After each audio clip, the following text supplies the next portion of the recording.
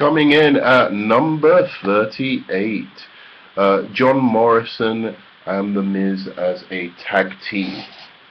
Now, this is probably going to be one of the more controversial ones, but actually, I personally think both are severely underrated. I think The Miz is getting a lot of hate from the YWC. I think it's unwarranted. I do think he's a great individual superstar. I think he's great on the mic. I think that he needs some development, certainly. He really has dropped the ball a couple of times when he's been given the chance, but I do think he is personally amongst those who are the future, who could be the future of the business if WWE lasts past this slump.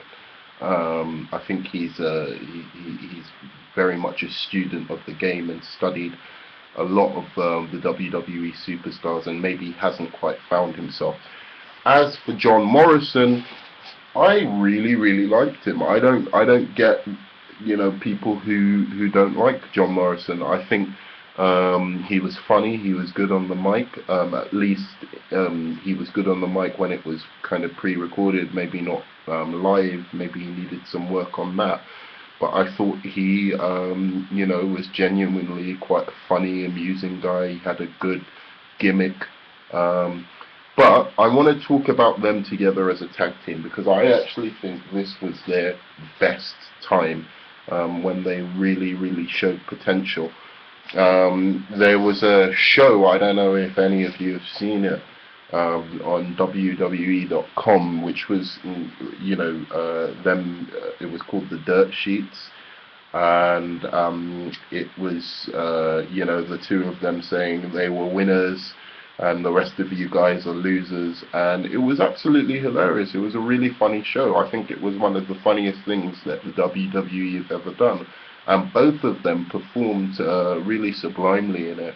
And every week Morrison would come up with some crazy thing that he was, I can lift 200 grapes with my nipples, or something just mad, like really kind of like funny stuff. That wasn't particularly funny, but I was trying to give some kind of example. He'd say, hey, I'm John Morrison and I'm beyond good and evil. And then The Miz would just kind of look at him like he was crazy.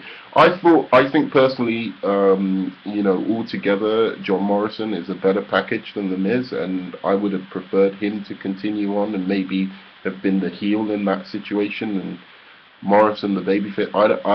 And The Miz the babyface when they split up, because I saw more potential in him. He was a great high flyer. I mean, even if you are to say that you don't think John Morrison was good on the mic, which I think is crazy, because I think he was back in ECW quite good on the mic. You have to admit that he is a very talented aerial performer.